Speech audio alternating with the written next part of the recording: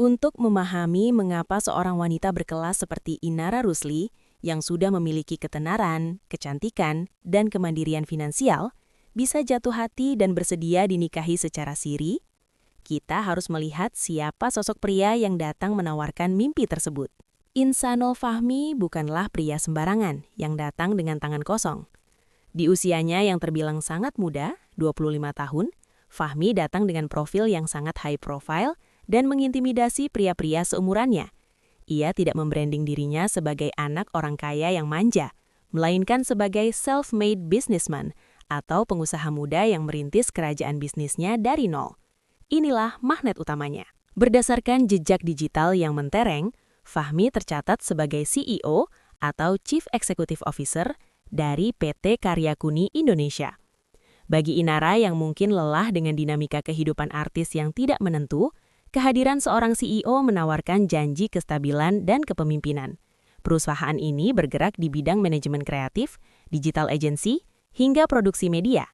Di era digital ini, memiliki perusahaan teknologi dan kreatif adalah simbol kemapanan baru.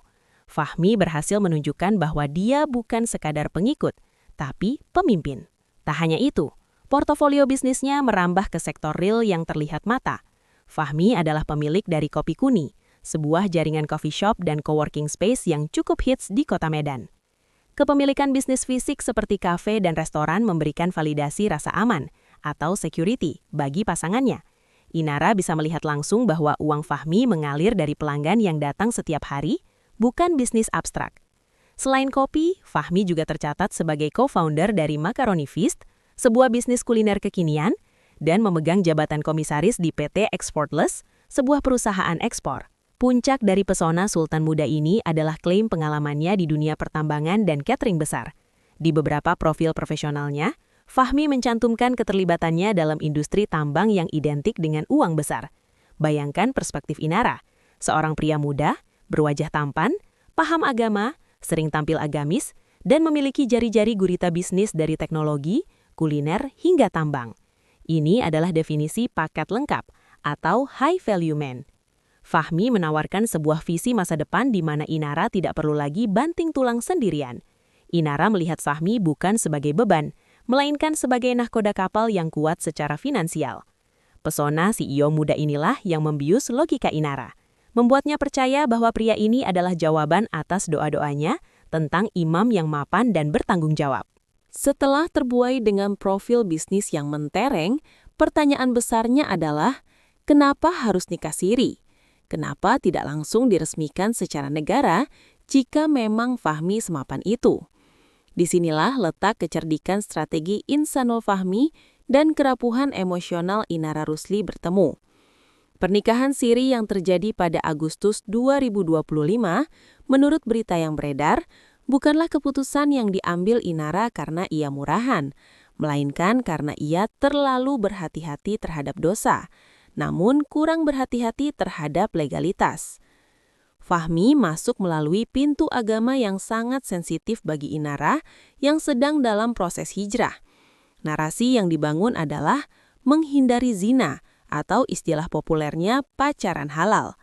Fahmi dengan citra agamisnya meyakinkan Inara bahwa sebagai janda dan duda, pengakuan Fahmi saat itu tidak baik jika mereka terlalu sering bertemu atau meeting bisnis tanpa ikatan halal.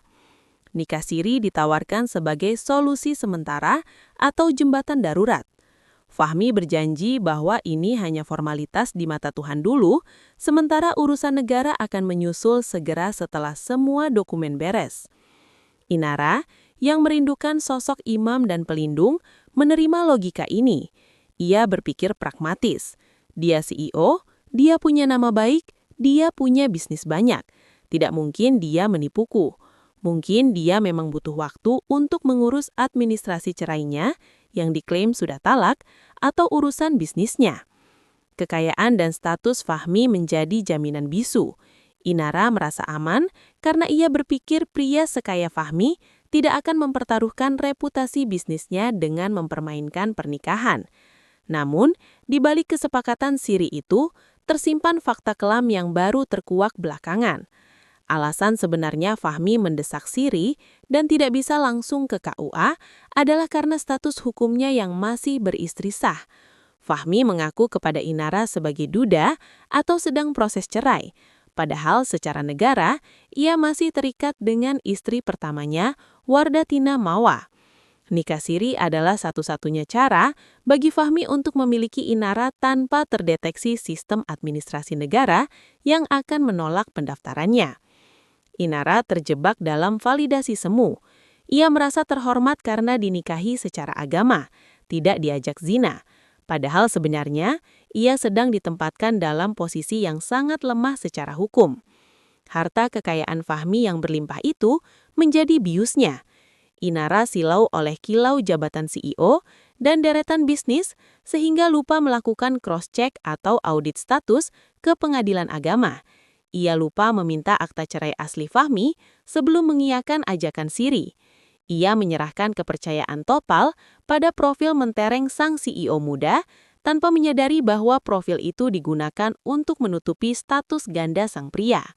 Puncak dari drama CEO muda dan istri Siri ini adalah ketika realita menghantam Inara dengan sangat keras. Bangunan mimpi indah tentang menjadi nyonya besar dari seorang pengusaha tambang dan teknologi runtuh seketika saat dua hal terjadi. Munculnya Wardatina Mawa, istri sah, dan terkuaknya detail asli dari klaim bisnis Fahmi. Pertama, soal kekayaan. Netizen Indonesia yang terkenal sebagai intelijen paling jago mulai membedah satu persatu klaim bisnis Fahmi. Ternyata, beberapa jabatan mentereng yang dipamerkan di LinkedIn atau portofolio Fahmi terindikasi overclaim atau klaim berlebihan. Contohnya soal pengalaman di perusahaan tambang dan catering besar. Fakta yang beredar menyebutkan bahwa Fahmi mungkin pernah bekerja di sana, namun posisinya bukanlah pemilik atau direktur utama, melainkan staf atau bahkan pernah magang. Perbedaan antara pemilik tambang dan pernah kerja di tambang itu bagaikan langit dan bumi. Jika Inara tahu fakta ini dari awal, mungkin pandangannya akan berbeda. Bisnis kafenya memang ada, tapi apakah omsetnya sebesar yang dibayangkan untuk menghidupi gaya hidup selebriti Inara? Itu tanda tanya besar. Kedua, munculnya sosok Wardatina Mawa adalah plot twist yang mematikan. Wardatina muncul bukan sebagai wanita lemah, tapi dengan bukti buku nikah yang sah. Ia membongkar bahwa Fahmi belum pernah menceraikannya secara negara. Pengakuan ini membuat status duda keren Fahmi hancur lebur. Inara yang mengira dirinya adalah satu-satunya ratu yang dinikahi Siri karena alasan teknis, tiba-tiba sadar bahwa ia hanyalah wanita kedua yang disembunyikan. Fahmi ternyata menggunakan kekayaan dan jabatannya sebagai topeng. Ia menggunakan pesona kesuksesan mudanya untuk memanipulasi dua wanita sekaligus. Kepada istri pertama, mungkin ia beralasan sibuk bisnis di luar kota. Kepada Inara, ia mengaku duda kaya yang butuh pendamping. Inara yang cerdas dalam berbisnis ternyata lengah dalam urusan asmara. Ia tertipu oleh casing kemapanan. Ia menikahi profil, bukan menikahi realita. Kini, Inara harus menelan pil pahit. Pernikahan sirinya tidak diakui negara, sehingga ia tidak punya hak tuntut apa-apa atas harta Fahmi jika berpisah. Tiket kebebasan finansial yang ia kira sudah ia genggam, ternyata hanyalah kertas kosong. Fahmi, sang CEO muda, terbukti belum cukup matang untuk jujur mengenai statusnya, dan mungkin belum sesultan yang ia citrakan di media sosial.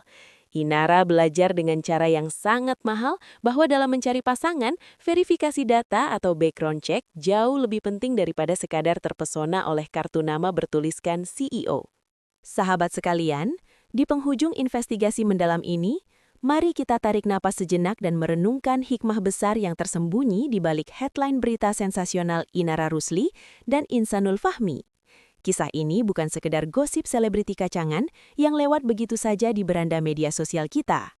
Ini adalah sebuah studi kasus nyata dan tamparan keras tentang betapa rapuhnya penilaian manusia di era digital yang penuh dengan filter, pencitraan, dan flexing jabatan.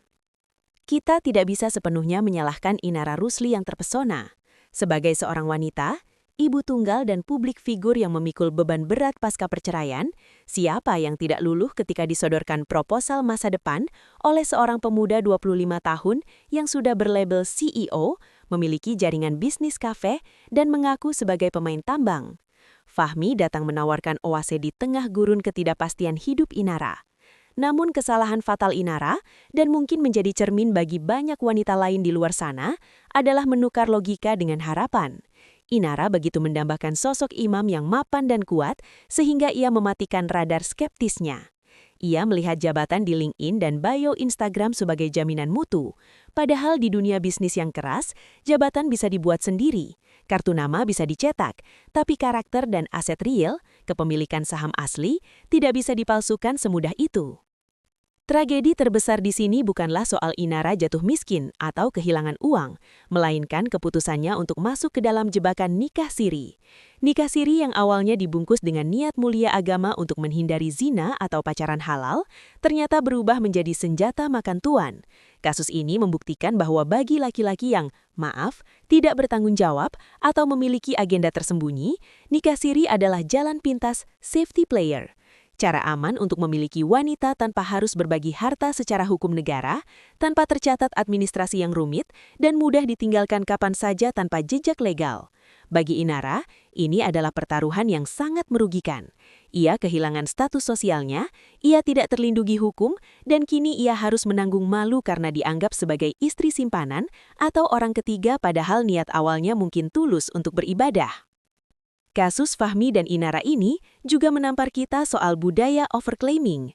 Fenomena mengaku pemilik padahal cuma staf, mengaku bos tambang padahal cuma pernah magang, adalah wabah di kalangan anak muda yang ingin terlihat sukses instan. Inara tertipu oleh casing yang berkilau. Ini menjadi pengingat keras bagi kita semua. Verifikasi atau tabayun itu wajib.